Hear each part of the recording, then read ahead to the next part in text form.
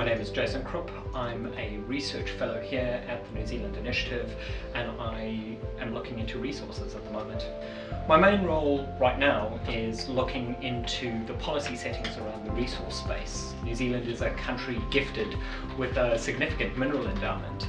We battle to develop these resources because of some of the regulatory settings. So my job is to look at where the regulation is snagging development and propose solutions to that.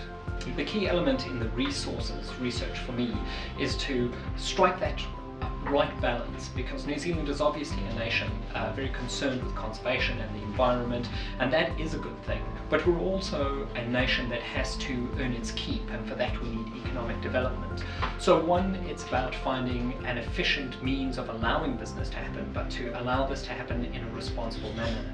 And so when we make policy recommendations, we want to recommend things that are practical, can be implemented, but also strike this balance that most New Zealanders will recognise as a very reasonable trade-off. Resources are a very broad term, and what we've chosen to focus on as part of this research project is specifically looking at mineral resources and onshore mineral resources, because a mining development project, say a gold mine or say a large quarry operation, has the potential to have a lot of positive spillover effects onto the local economy. So jobs, suppliers within that community. So really we've focused on that where there's the maximum economic benefit. When developing research papers, we're cognizant of the fact that often you'll see people on either extreme, you know, for mining in this case or against mining in this case. And I think we see the research as a means of bridging this opinion.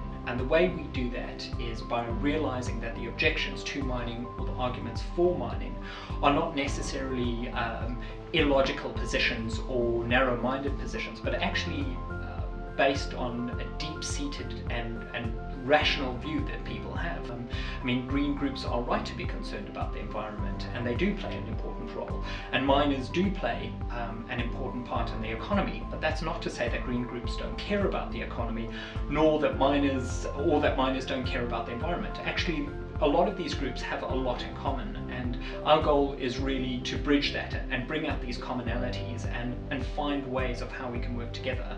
In the mining space, that's about encouraging responsible mining. It's about encouraging mining that is respectful of the environment, that borrows the land and returns it, but is equally critical of too much green tape and mining that is unrespectful.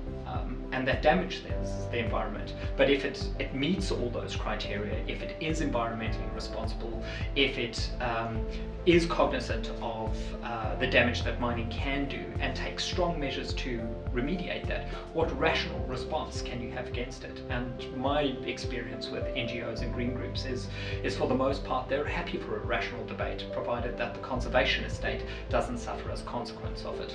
One of the primary goals of the New Zealand Initiative is to provide a positive benefit for all New Zealanders. We want to see New Zealand become a more affluent, prosperous place, from the executive down to the worker.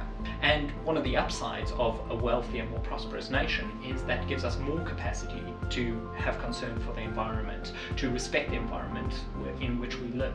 And any changes that we make have a great potential to improve the status quo. And I look forward to actually seeing some of those implemented.